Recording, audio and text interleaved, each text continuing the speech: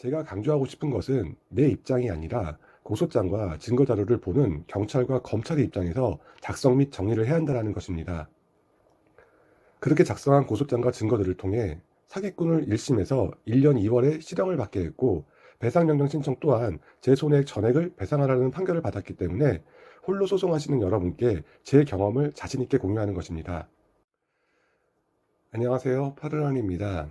이번 시간은 지금까지 안내드린 동영상들에 대한 핵심 사항 및 추가 설명을 해드리겠습니다. 나름 최선을 다해 한 편 한 편을 만들었지만 그래도 부족한 부분을 느껴 이렇게 보충 설명하는 시간을 마련했습니다. 이번 동영상만 보신다고 해서 앞 동영상을 보실 필요가 없는 것은 아닙니다. 1편부터 4편까지 먼저 시청을 하셔야 이번 동영상을 통해 추가적인 도움을 받으실 수 있습니다. 또한 앞으로 올릴 동영상을 이해하시는 데도 도움이 됩니다.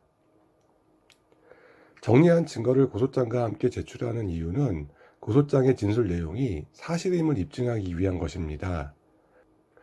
그래서 고소장의 진술 작성 후 미리 정리한 증거를 해당 진술이 적재적소에 첨부하여 수사관이 그 진술과 증거 자료를 통해 사건을 확실히 이해하고 조사를 하게 되는 것입니다. 제가 강조하고 싶은 것은 내 입장이 아니라 고소장과 증거자료를 보는 경찰과 검찰의 입장에서 작성 및 정리를 해야 한다는 것입니다.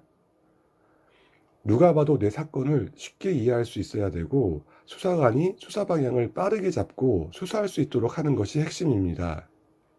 고소장과 증거자료를 이렇게 쓰고 만들어야 한다는 규정이 없습니다. 통상적으로 이렇게 쓰고 이렇게 제출하면 된다라는 설명이 대부분입니다. 정해진 형식이 없기 때문에 변호사도 법무사도 아닌 제가 여러분과 같은 입장에서 작성을 하였습니다. 그렇게 작성한 고소장과 증거들을 통해 사기꾼을 1심에서 1년 2월에 실형을 받게 했고, 배상명령 신청 또한 제 손해액 전액을 배상하라는 판결을 받았기 때문에 홀로 소송하시는 여러분께 제 경험을 자신있게 공유하는 것입니다. 그래서 여러분들께 지금까지 안내해드린, 그리고 앞으로 안내해드릴 증거정리 방법 및 고소장 작성 방법에 있어 핵심은 모든 서류가 수사관이 내 사건을 잘 이해하고 적극적으로 수사를 할 수 있도록 만드는 것입니다. 저는 오롯이 그 부분을 중점을 두고 정리를 하였습니다. 고소장까지 작성은 안 하신다고 해도 증거자료만이라도 제가 알려드린 대로 변호사나 법무사 사무실에 제출하면 보다 성의 있게 고소장을 작성해 줄 것입니다. 그들은 업무량이 많아 제가 만든 것처럼 증거 정리를 할 시간이 없습니다. 그러니 그들이 여러분들보다 완벽하게 증거를 정리하기가 어려우므로 홀로 소송을 하시거나 변호사나 법무사에게 의뢰하시는 분들께도 제 증거 정리 방법을 안내해 드리는 것입니다. 아니, 내가 수백만 원씩 내고 소송을 의뢰하는데 증거 자료까지 정리해서 만들어줘야 돼? 할지도 모르나 그들의 증거 정리하는 수고만이라도 덜어주셔도 나의 사건을 준비하는 변호사나 법무사의 입장에서 증거 정리로 절약된 시간만큼 보다 성의 있고 꼼꼼하게 처리해 줄 것입니다. 이것은 제가 숙무 경험을 바탕으로 확실하게 말씀드릴 수 있습니다. 경찰이나 검찰 모두 내 사건만 맡고 있는 것이 아니라 내 사건도 맡고 있는 것입니다. 다시 말해 중요한 내 사건은 그들에게 그냥 여러 사건 중 하나일 뿐입니다. 또한 경찰과 검찰 모두 처리해야 할 사건들이 너무 많아 막말로 밥상을 차려서 그 밥을 떠먹여 줄 정도로 고소장 작성과 증거를 정리해야 합니다. 형사소송은 단순히 유무죄만을 판결하는 것이 아니라 해당 범죄에 해당하는 형을 받게 하는 것입니다. 조금이라도 죄가 있다면 유죄를 받게 하는 것은 어렵지 않습니다. 하지만 지은 죄에 대한 제대로 된 형량을 받게 하는 것은 고소장과 증거자료를 얼마나 잘 쓰고 잘 만들었느냐에 따라 달려 있습니다. 여러분이 바라는 것도 형사소송을 통해 사기꾼이 해당 범죄에 대한 최고의 형량을 받도록 하는 게 목적 아닙니까?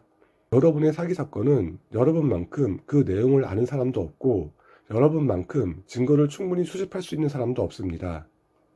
제출된 증거와 고소장을 바탕으로 조사를 하는 것이지 새로운 증거를 경찰이나 검찰, 변호사가 찾거나 만들어주는 것이 아님을 기억하셨으면 합니다. 형사소송은 나와 피고인과의 싸움이 아니라 국가와 피고인과의 싸움, 다시 말해 검사와 피고인의 싸움입니다. 결국 사건에 있어 나는 피해자 당사자인 동시에 재판에서는 제3자이기 때문에 나를 대신해 싸워줄 검사를 위해, 기소를 위한 경찰을 위해 제대로 된 고소장 작성과 증거 정리가 매우 중요함을 안내드립니다. 서론이 좀 길었습니다. 그렇지만 꼭 드리고 싶었던 이야기였습니다. 먼저 모든 증거 정리 작업의 공통 핵심 사항을 말씀드리겠습니다. 첫째, 핸드폰으로 카카오톡 대화 내용, 문자 메시지, 해당 증거 자료가 되는 앱을 통한 캡처 사진을 받을 때 배경화면을 반드시 화이트로 하여 캡처를 받아야 합니다. 이유는 캡처 증거 자료를 서류에 삽입 첨부 후 출력 시 배경이 진한 색으로 되어 있을 경우 잉크 소모량과 비용, 그리고 출력 시간이 많이 걸립니다. 그리고 모든 서류는 컬러로 출력을 해야 합니다. 꼭 컬러로 출력해야 한다는 규정은 없지만 사건을 검토하는 수사관의 시각적 집중도를 높일 수 있기 때문입니다. 또한 성의 있게 만들었음을 느끼게 할 수 있고 변호사들도 컬러로 출력하여 제출하라고 조언을 합니다. 둘째, 핸드폰으로 받은 캡처 사진을 컴퓨터로 옮겨 폴더에 저장 후 그 저장한 폴더를 복사하여 그 복사한 폴더에서 해당 캡처 사진의 증거 정리를 위한 넘버링을 합니다. 해당 넘버링 작업을 할 때 해당 캡처 사진을 더블 클릭하면 보통 컴퓨터에 많이 다운받아 쓰시는 RC 창을 통해 해당 캡처를 볼 수 있게 됩니다. 그 상태에서 해당 캡처 사진을 넘버링 하시면 RC 창 위 창에 넘버링한 번호로 변경된 것을 확인할 수 있습니다. 이렇게 확인을 하면서 넘버링을 하면 대화가 이어지고 있는지, 날짜 순서로 제대로 넘버링을 하고 있는지 확인이 가능합니다. 캡처 저장 원본 폴더를 다시 복사한 후 그 복사한 폴더에서 넘버링을 하는 이유는 증거 정리를 위한 넘버링을 하는 과정을 통해 필요 없는 캡처 사진은 삭제를 합니다. 하지만 나중에 필요 없다고 삭제한 캡처 사진이 필요할 수 있는 경우가 종종 있습니다. 그뿐만 아니라 복사한 폴더에서 넘버링 작업 중 여러 가지 실수가 발생할 경우 원본 폴더를 통해 다시 복구할 수 있어 이런 이유로 원본 폴더를 복사하여 그 복사한 폴더에서 넘버링 작업하시길 안내하는 것입니다. 제가 처음에 지금 안내드린 대로 캡처 사진을 정리하지 않아 핸드폰에서 다시 캡처를 받아야 하는 경우가 종종 발생하였습니다.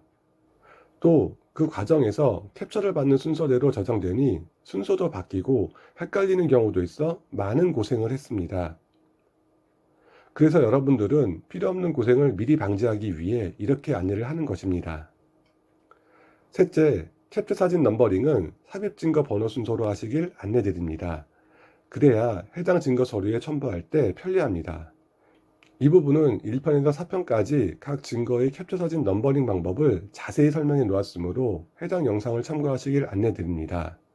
네 번째로 증거 정리 서류 작성을 위해 사용한 컴퓨터 프로그램은 모든 증거 제출 표지와 더불어 증거 제출 정리하는 파워포인트로 작성했습니다. 그중 송금 또는 현금 전달 정리편과 카드 사용 내역 정리편에서는 날짜별, 요점과 금액을 한 장으로 정리해야 하므로 엑셀로 작성을 하였습니다. 파워포인트와 엑셀의 글씨체는 HY 신명조체로 하였습니다. 글씨체에 있어 꼭 제가 사용한 글씨체를 사용하실 필요는 없고 글씨체의 핵심은 책이나 교과서처럼 정자로 표기되는 바탕체, 신명조체 등의 글씨체를 추천드립니다. 문서 작성에 있어 기관들은 방금 말씀드린 그런 글씨체를 선호합니다. 아직 고소장 작성 방법 동영상은 올리지 않았지만 저는 고소장을 한 건 바탕체로 작성하였습니다.